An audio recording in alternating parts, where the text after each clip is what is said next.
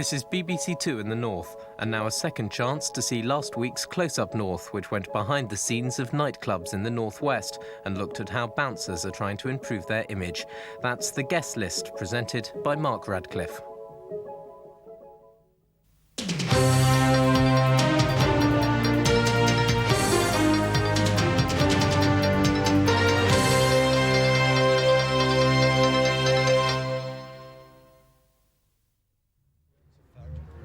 £5 each, have your money out ready, please, before you reach the door.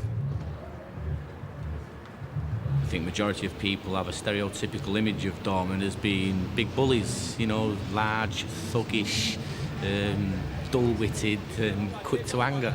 I feel like the bouncer profession attracts people who are perhaps violent but don't have the opportunity to express this violence in everyday life. I think the modern door person has to be able to handle the diplomatic role. They have to be social workers, they have to be part-time psychologists, and I think, of course, most of all, really, they have to have some of the skills that you might find in organisations such as the SAS. People have got a bad opinion of doormen. In the past, a lot of that has been justified. What I would say to people is, we're not there to spoil anybody's night, we're there to make sure everybody has a good night.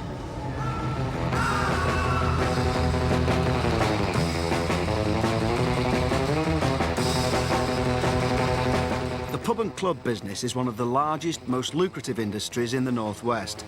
Thousands of people flock to the city centres each weekend to have fun. It's the role of the bouncers, who these days prefer to be called door staff, to quell any potential trouble and make sure the evening goes well.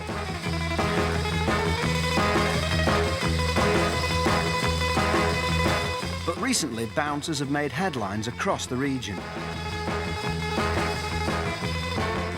In Merseyside alone, a recent survey of around 500 door staff showed that nearly 150 had previous convictions, ranging from murder and manslaughter to firearms and drugs.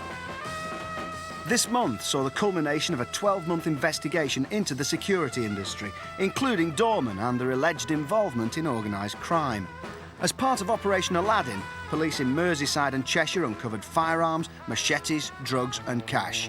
They made arrests in both counties. The range of offences is quite wide. We are talking about extortion, we are talking about kidnapping, we are talking about unlawful imprisonment. So if you look at that gap, that scenario, that is the range of offences we are talking about. Problems within the security business are nothing new. Historically, bouncers have had a bad image. In 1982, I had a local constituent come to see me who'd had their face rearranged by a bouncer and who'd left him scarred for life. And when I investigated why this should happen, it became a weekly occurrence. Regularly, people were being beat up in the Wigan area by bouncers. And in one instance, I actually got a pregnant woman who was beaten up by baseball bats by bouncers who thought she was someone else. There was trouble a few years ago at some clubs, pubs, where doormen were trying to take control of the premises. This wasn't just in the northwest, but around the country generally. They felt that their role was to run the premises rather than the management who should have been in charge, and there was conflict. By the early 90s, the club scene in Manchester was faced with a new problem, serious enough to close one of its top venues, the Hacienda. It is with the greatest reluctance that for the moment we are turning the lights out on what is, for us, a most important place. We are forced into taking this drastic action in order to protect our employees, our members, and all our clients. We are quite simply sick and tired of dealing with instances of personal violence. This fear followed an increase in gang violence. According to police, organised criminals were beginning to realise there was a lucrative market in drugs, then popular on the club scene. Guns were becoming more readily available and were being used as weapons of intimidation. That, of course, is the name of the game, that if drug-dealing elements want to infiltrate or build themselves a market in a nightclub, the best way to do it is to get control of the door. and getting control of the door means putting your doormen in that place so that your dealers can go in unchallenged, or your doormen can actually do some of the dealing.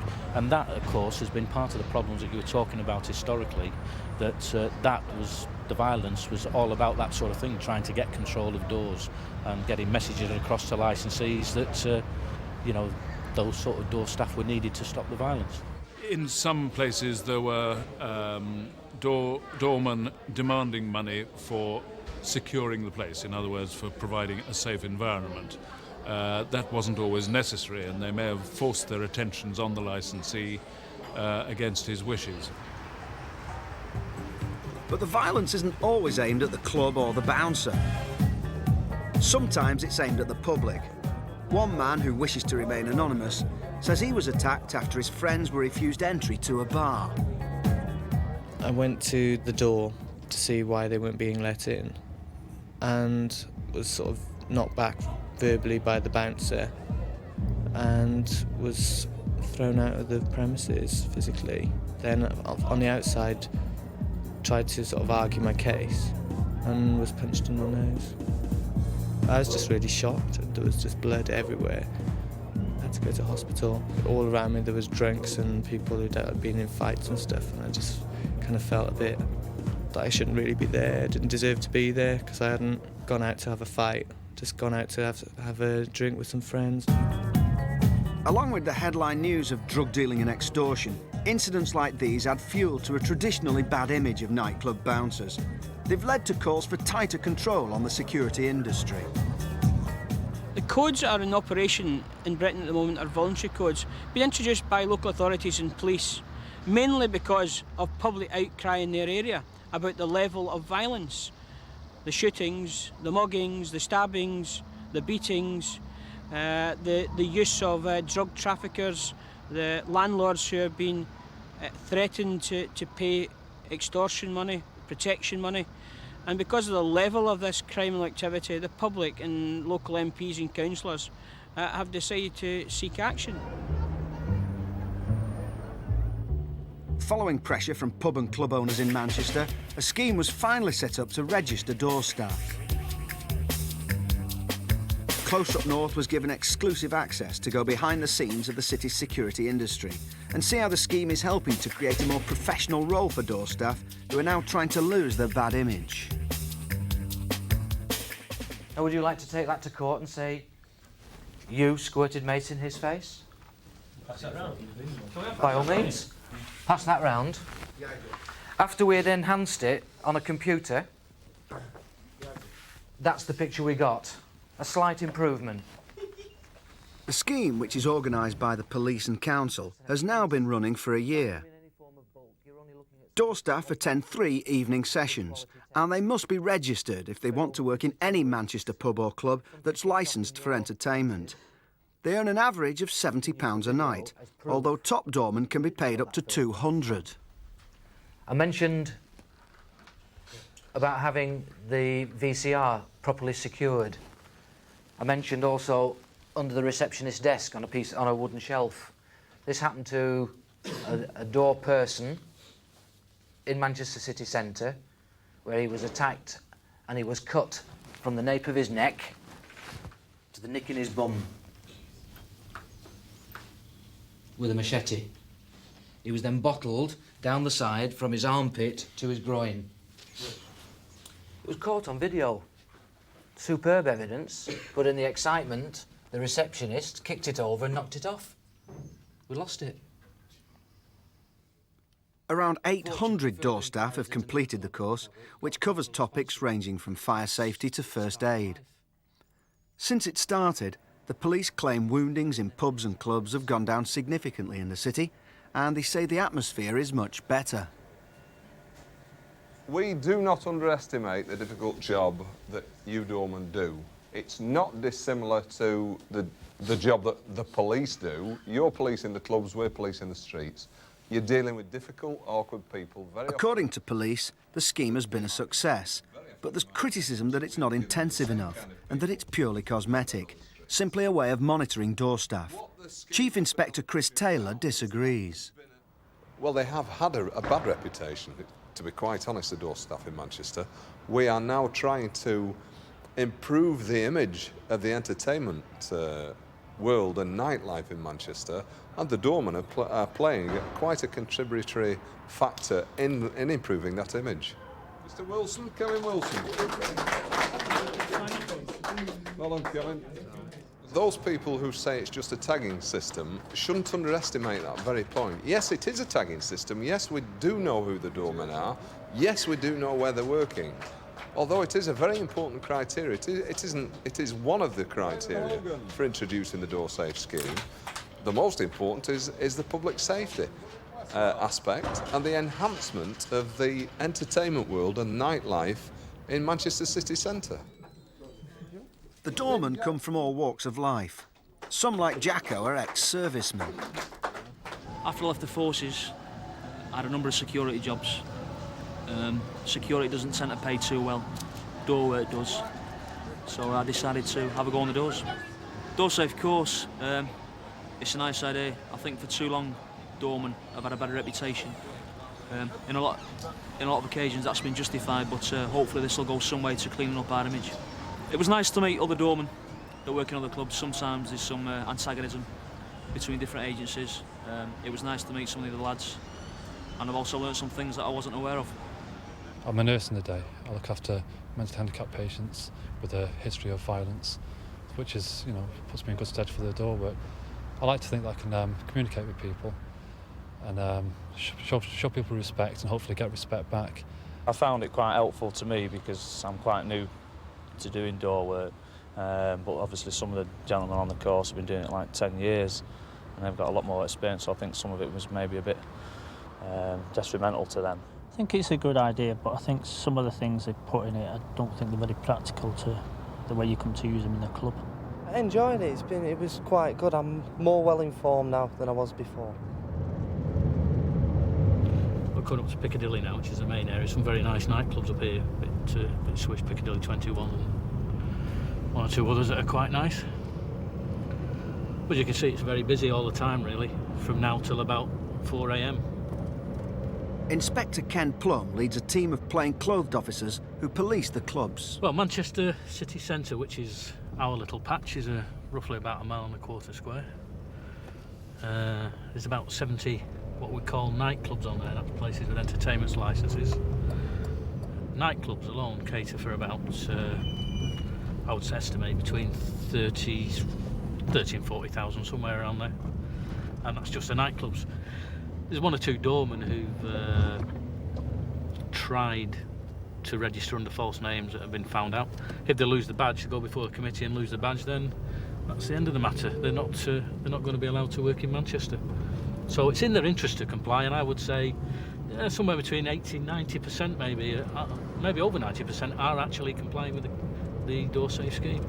The main problem, I suppose, is what gets termed problems in nightclubs with people trying to get free entry, basically. Sort of certain elements that surround the city in various areas who think they have a God-given right to enter nightclubs without paying, and the papers call them gangs, but they're criminal elements. People demanding to come in because of their street credibility, prestige or whatever. If the licensee doesn't accede to their wishes, usually some form of retribution in violence of some sort takes place in the club. The people on that front line are doormen like Jacko.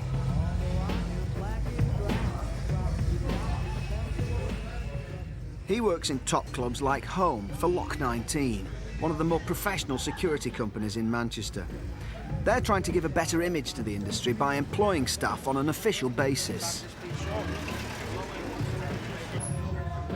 A typical working night, you arrive at the club, whatever time that may be, anything from 8:30 to 10 o'clock. Sign the venue register, open the doors for business, and then normally in shifts on the door, keeping an eye on the ticket booth, the admissions, and then patrolling around the club in pairs, checking on the toilets, checking on the bar staff, basically making sure everybody's having a good time. It's not just turning up at a place with your mates, standing on the door for a couple of hours and taking some money in the back pocket. I pay tax, We all get pay slips. We work a week in hand. The money's quite decent. So it is part-time hours, but I like to think it's not so much as a part-time job. It's a full-time occupation over the weekend.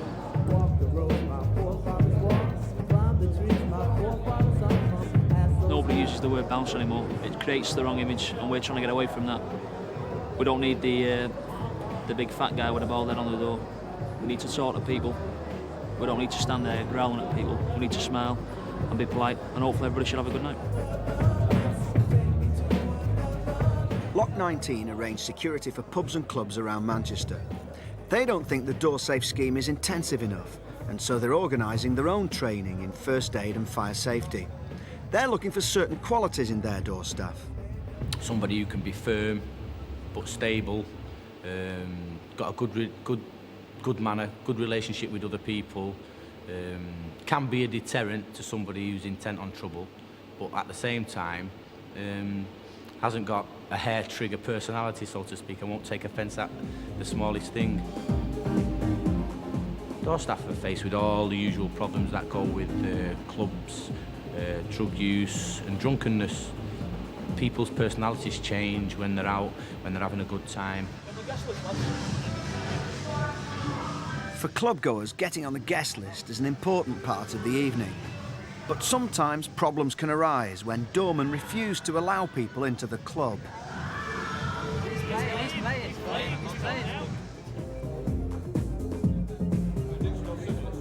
Being on the front line can often be dangerous. Part of Steve's ear was bitten off.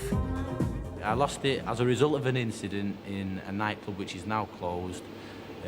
Working there, short time. There was a regular clientele in there.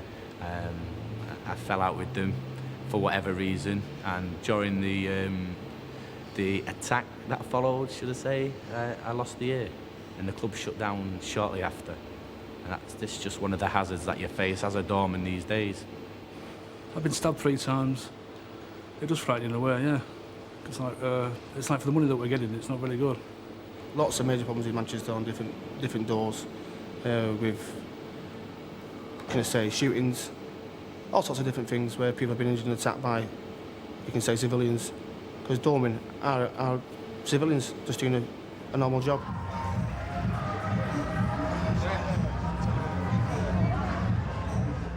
But there's concern that door staff often end up doing the job of the police. 2 10s and 2 8s, please. The police do put pressure on us to try and do their job to some extent, because we are there. We are on the front line. We see people coming and going every day. We get to know faces. We have to live and work in the environment, and our personnel have to live and work in some of the same environments where the police are trying to have an influence. So I would have to say yes, they do try and force us to do their job to a certain extent. And to a certain extent, we do take on a role of trying to police the clubs for which we are contracted to work at. But at the end of the day, we are not police. The doormen, let's get it straight, are doing nothing that police officers aren't doing anyway. I mean, you know, police officers are just subjected to as much violence or drunken aggression or whatever you want to call it as doormen are, and they're trained, they go through a course and they're taught how properly to deal with those sort of situations, and they are there by choice.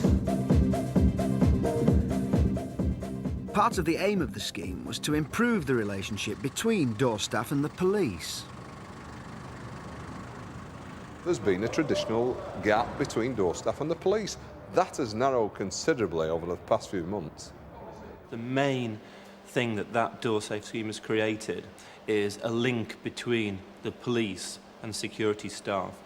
Over what we've done, what the Manchester City Centre Pub and Club Network has done over the last 2 or 3 years, is to get rid of that feeling that the police are out to get licensees, and that if you call the police for any kind of an incident, somebody writes it down in a little book and you lose your licence.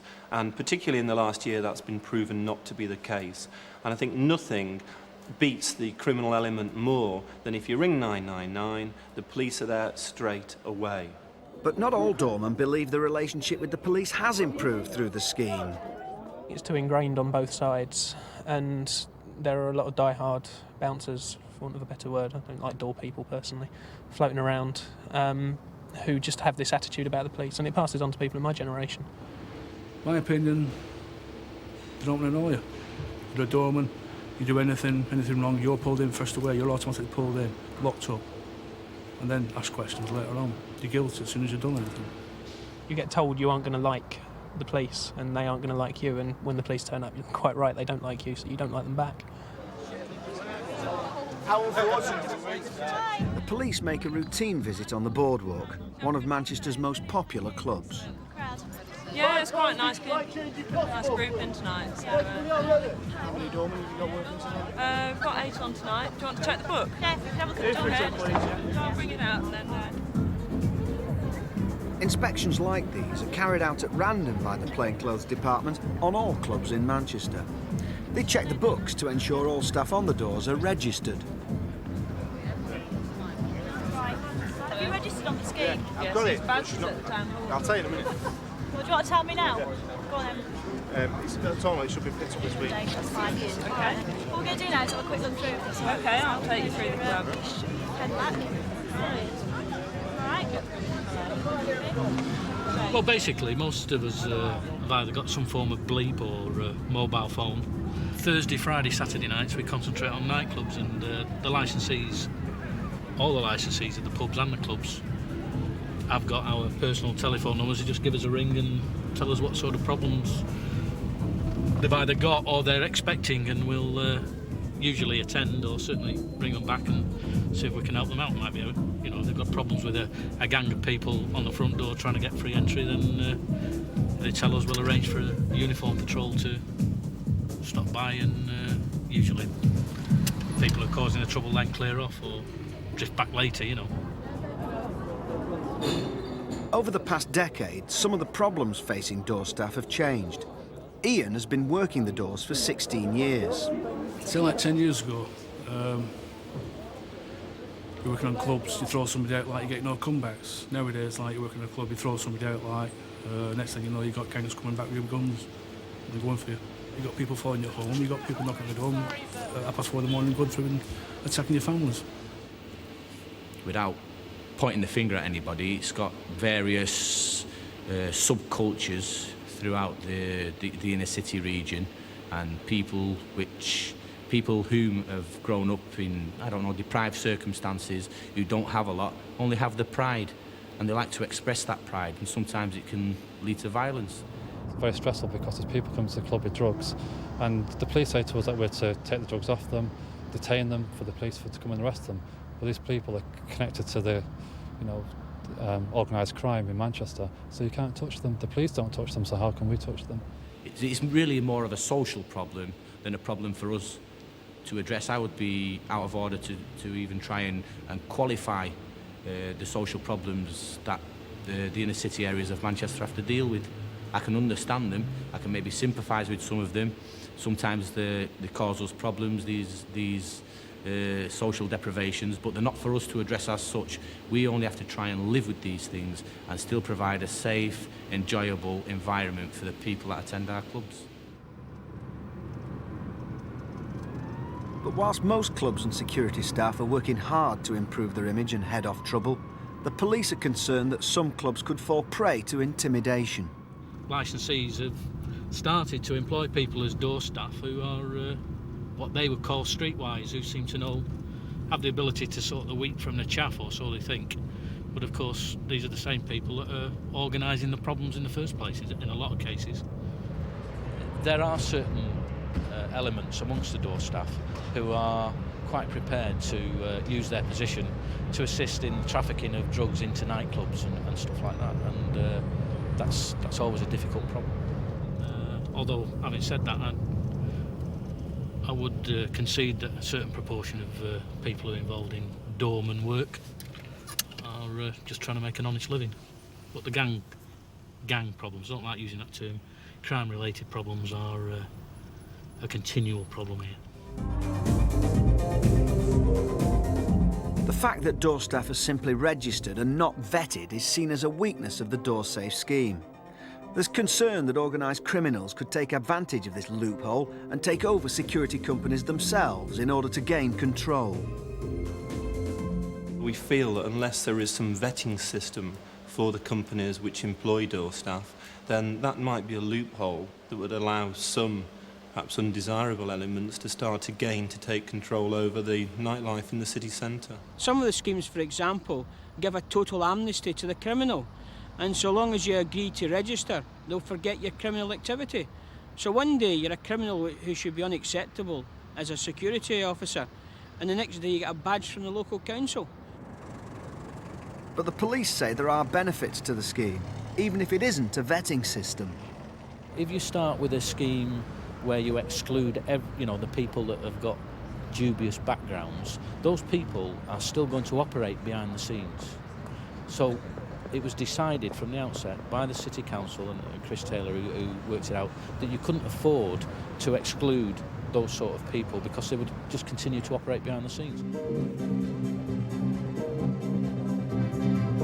But concern for clubgoers has led to calls from the leisure industry to have a national registration and vetting system for door staff. MPs have also joined the campaign calling for compulsory registration, although some aren't happy with the government's response. Oh, it's been totally inadequate. The Home Secretary on 2 occasions has been recommending a voluntary code of practice.